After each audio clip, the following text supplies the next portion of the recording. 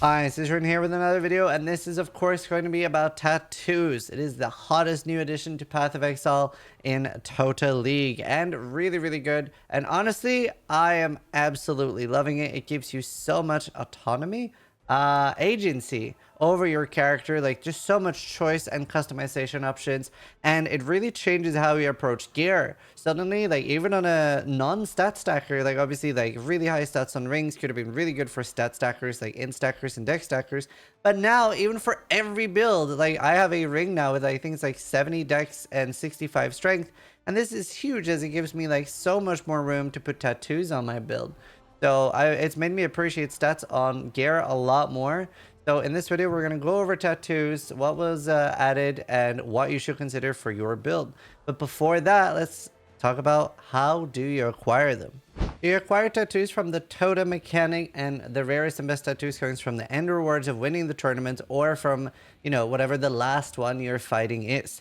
Yes, that's right. It's actually very important who the last one or like close to the end you are fighting, because they will give you specific rewards. Like for example, you cannot get skills fire an additional projectile from Comb. It's from the Ramako tribe. Now, we don't fully know how rating affects it, but that rating definitely affects how good your rewards are. Somebody that was at 1400 got 5 divines in one go as a reward, and stuff like that you don't really see early on, whereas the people that are like 1400 plus are starting to say pretty decent rewards, even though they're getting one shot by pretty much everything, obviously. Now, there's a guy I know that opens his videos like, yo guys, Grim here, and he has made a really good spreadsheet, so make sure you watch Grimro's videos on tattoos and stuff. A really hot YouTube channel to follow for early tips and tricks, especially to like software economy and things like that. And he made a really good sheet that I have bookmarked. And as you can see here, it tells you. So generally, all I look for is purple. So I will try to leave Hinekora, Tawao, Ramako, and Salio and Tukohama to the end. Now, I always try to kill Rangukurai. I think that's the bottom one, the guy that has the crazy marauders that do the slam. Oh, the Goliath ones, and they just one-shot you. So I always kill him first, no matter what. And then I do Arohun Gui next. That's like the, I think it's the girl that says I see you, or a tsunami. I don't know. It's the moon girl. That's the two I kill first, and then after that I normally do Valako or Comb, and then I just hope that it has like a good one. So I'm looking for things like +1 projectile, etc. And you can see that here are the tournament completion tattoos, and these.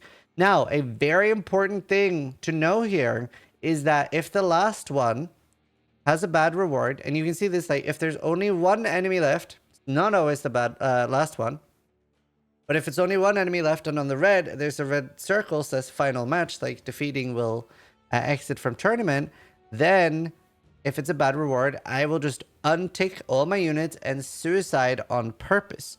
The reason I do that is that re-rolls the reward. So if I'm about to get 3 scouring orbs, like sometimes I've died on purpose, and like now I'm getting a 6th link or a really good tattoo.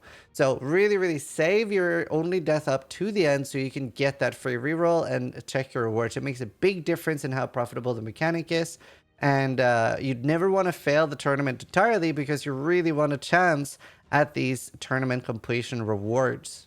Now, let's first talk about some really good tattoos. So, for example, some are build specific. There is obviously so many nice ones like Suppression, Life, etc. But some are a little bit more build specific, like Explosion is really nice for Righteous Fire. The War Cry cooldown recovery is really nice for the Crying Corrupting Blood build. And Regen Tats, honestly, really good for a lot of builds, but especially good for Righteous Fire. There are others that are really interesting too, like the loyalty tattoos. I've found them a little bit annoying to use because of their 80-second cooldown. However, this one, the Summon Spirit of Ikiaho, has an insanely good use case in Sanctum. So it has a 80-second cooldown. However, Sanctum, you're doing in a new room all the time. And now you might be wondering what the buff it gives is. Well, it's 100% cooldown recovery with movement skills. So it actually makes Flame Dash feel pre-nerf Flame Dash back when we had it, like, and it was just really good, and you could use it all the time. And that's pretty much what it makes it feel like. So absolutely love it, and it just feels like a blast to use. It is really bad for like visual impairment. It will basically make the screen look absolutely fucked, but I use it for Sanctum and it's really good. Another one that's worth mentioning is Spirit of Itula. It gives you 20 to 25% instant leech when you take a savage hit. And there's another one that I can't remember, but it's something with like fast charge recovery, etc. So there are some interesting ones worth looking at. And then there are other ones that are just really good, like +1 int or dex gems, etc. +1 frenzy charges, +1 projectile. And yeah, a lot of these can be pretty build enabling. Now I wanted to quickly go over how I use tattoos in my build. So I bought Warrior's Tale. It was crazy cheap at the time, and I was like, I'm just saving up currency to buy one because I was quite poor, and I was like, this is way better than Rain of Splinters for my build. So Warrior's Tale, it was like 60 chaos. It's now up to 3 divines. And then I bought a Tattoo of the Ramaka Makanga, which is skills fire 2 additional projectiles. Well, it's actually 1, but obviously it gets doubled by this. So now, instead of Arena Splinters, I have this, which is giving me 20% suppression.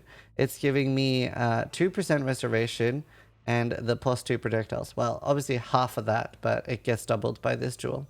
So very, very happy with it. It's really good. The only downside is I do need to use one more skill point to have this attack damage and leech here, because it does need 1, 2, 3, 4, 5, 6, 7 lines allocated next to it.